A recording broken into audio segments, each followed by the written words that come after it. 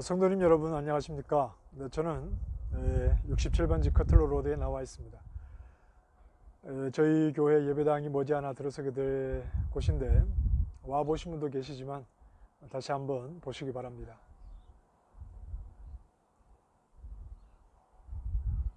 네, 보시는 것처럼 깨끗하게 이렇게 빈 땅으로 공사가 시작될 때만을 기다리고 있습니다. 다 함께 기도해 주시고 빨리 건축 허가가 나서 예배당 공사가 시작될 수 있도록 마음을 모아주시면 감사하겠습니다. 오늘은 제가 이곳에서 함께 말씀을 좀 나누려고 합니다. 바깥은 좀 시끄러우니까 제가 차 안에 들어가서 계속 진행하겠습니다. 네, 제가 리포터는 아니지만 여러분들과 함께 또 나누고 싶은 마음에서 또 이렇게 예배당 건축될 자리에 와서 또 말씀을 함께 생각을 해봅니다. 또 이 자리에서 함께 말씀을 나누는 것도 의미가 있을 것 같습니다. 오늘 우리가 함께 나눌 말씀은 신명기 17장 1절에서 7절까지의 말씀입니다. 같이 하겠습니다.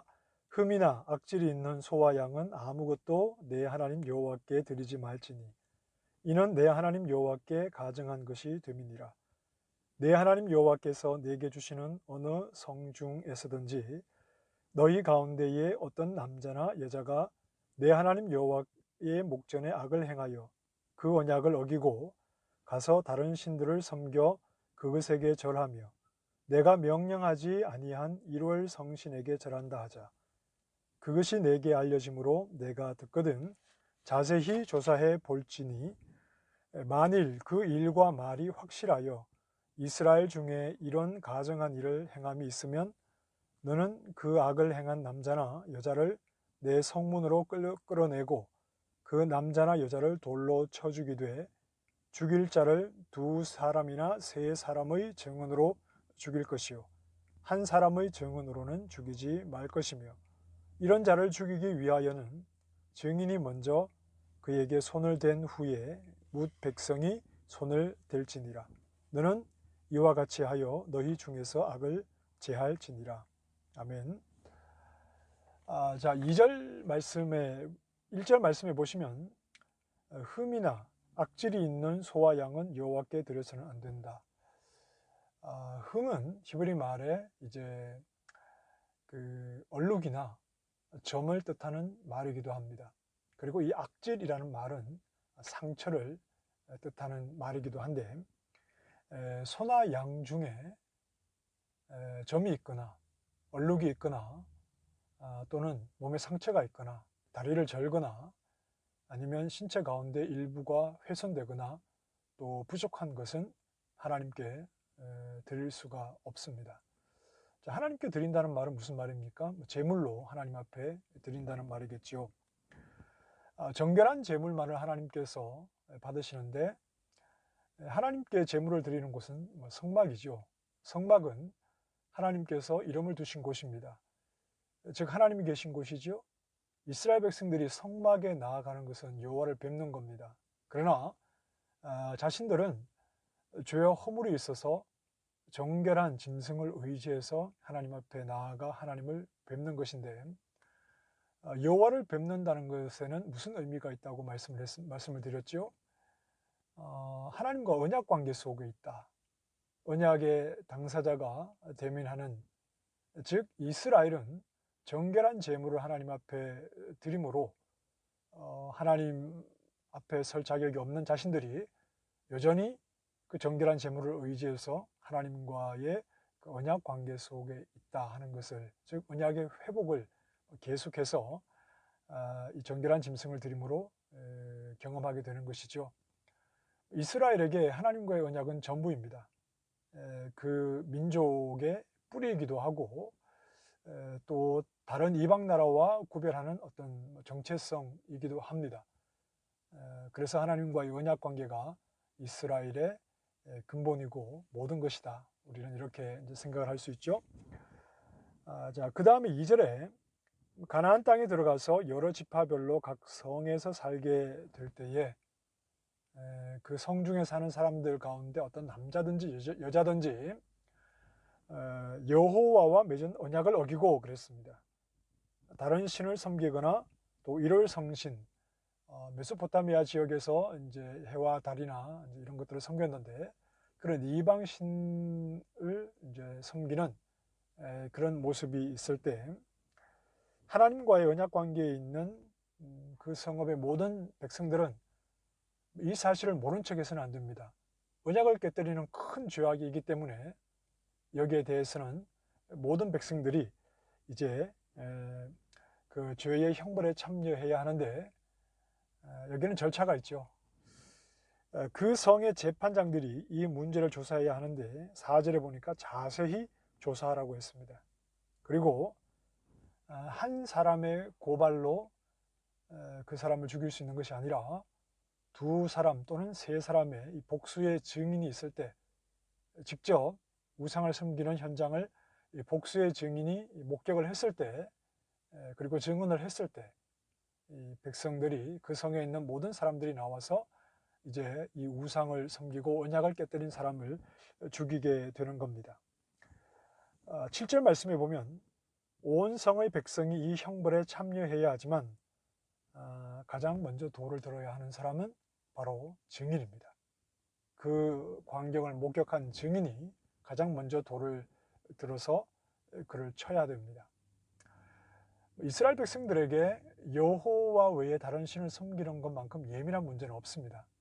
하나님께서 그들과 맺은 첫 계명의 말씀이기도 하고 하나님 외에 다른 신을 섬긴다는 것은 도저히 받아들일 수 없는 너무나 민감한 그런 문제이죠. 민감한 문제다 보니까 자칫 감정적으로 그 문제를 대할 수도 있는 것입니다. 우리 이웃나라 일본이 계속해서 독도가 자기 땅이라고 이렇게 도발을 합니다. 한 나라가 자기의 영토를 빼앗기는 것만큼 예민한 문제가 또 어디에 있겠습니까? 그래서 일본이 이런 말을 하면 우리 국민들은 흥분합니다. 그리고 감정적으로 대하죠. 예민한 문제이니까 아주 감정적으로 대할 수밖에 없습니다. 요즘 이제 코로나 바이러스 때문에 다 예민합니다. 그런데 좀 가짜 뉴스가 몇 가지 있었죠. 이 퍼스에 어떤 가게 주인이 바이러스에 감염이 됐다. 가지 말자, 사지 말자. 그런데 가서 확인해 보니까 거짓이었습니다. 예민한 문제일수록 우리가 차분하게 그 일의 시작과 끝을 따져보기보다는 먼저 감정적으로 반응하게 될 경우가 많다는 사실입니다. 우리가 신앙 안에서 절대 용납할 수 없는 문제가 있습니다. 우상을 섬기는 문제도 그렇고 성경 외의 방법으로 신앙생활을 하는 것들입니다. 그리고 명백한 하나님 앞에 죄가 있습니다. 어떤 죄의 문제, 또 신앙에서 절대 용납할 수 없는 이런 예민한 문제를 우리가 접하게 되면 우리는 쉽게 감정적으로 그 죄와 관련된 누군가를 판단하거나 정죄할 수 있습니다. 그러나 쉽게 흥분하고 감정적으로 대하기보다는 좀 차분하게 그리고 좀 냉정하게 그 일을 좀 생각해야 한다. 이런 말씀입니다. 여러분, 혹시 누군가를 너무나 쉽게 정죄하고 있지는 않습니까? 우리가 누군가를 판단하거나 정죄하는 데는 가까운 사람의 말 한마디면 됩니다. 그만큼 또 그 사람의 말을 신뢰하기 때문이기도 하겠지만 안 좋은 말, 누군가를 판단하고 정죄하는 말은 너무 쉽게 믿지 말고 좀 차분하게 생각을 해 보십시오. 직접 누군가를 살인을 하지는 않았지만 그 못지않게 어떤 소문만을 가지고 누군가를 힘들게 하고 헤어나올 수 없는 큰 상처로 어렵게 한 적은 없습니까? 증인이 먼저 돌을 던지는 겁니다. 증인이 돌을 던져야 합니다. 아무리 예민한 문제라도 근거 없이 누군가를 정죄했다면 그 책임은 자신에게 있는 것입니다. 사실이 없다면 증인의 자리에 서지 마십시오. 소문만을 가지고 증인이 되려고 하지 마십시오. 내 눈으로 목격한 분명한 사실이 없다면 함부로 누군가를 판단하는 그런 사실이 없으면서 증인이 되려고 해서는 안 됩니다. 그러나 분명한 사실이라면 거기에 대해서는 분명한 입장을 말해야 합니다. 사실이라면 담대하게 증언을 해야 합니다. 감정에만 뿌리를 두지 않은 신중함이 우리에게 있기를 바랍니다. 예민한 문제일수록 감정에만 뿌리를 두지 않은 신중함이 있기를 바랍니다. 그와 동시에 분명해야 하는 일이라면, 분명한 사실이라면 물러서지 말고 그것을 아니다 또는 옳다 담대하게 말할 수 있기를 바랍니다. 신중함과 감정으로만 접근하지 않는 신중함과 또 분명한 사실일 때는 분명히 말할 수 있는 담대함, 이 두 가지를 가지고 살아가실 수 있기를 바랍니다. 오늘 하루도 하나님께서 우리에게 신중함과 담대함을 주셔서 서 있는 자리에서 하나님이 기뻐하시는 하나님의 백성 되게 하시기를 원합니다. 기도하겠습니다. 하나님, 예민한 문제일수록 신중하게 하시고 또 분명한 사실일 경우에는 담대하게 하셔서 신중함과 담대함을 가지고 하나님 말씀을 바르게 섬기고 또 따르는 믿음의 종들 되게 해 주시옵소서. 오늘도 신중함과 또 담대함으로 하루를 살아갈 수 있도록 지혜를 주시기를 원합니다. 예수님 이름으로 기도합니다. 아멘. 오늘 하루도 성령의 인도하심을 따라 믿음 안에서 승리하시기 바랍니다. 감사합니다.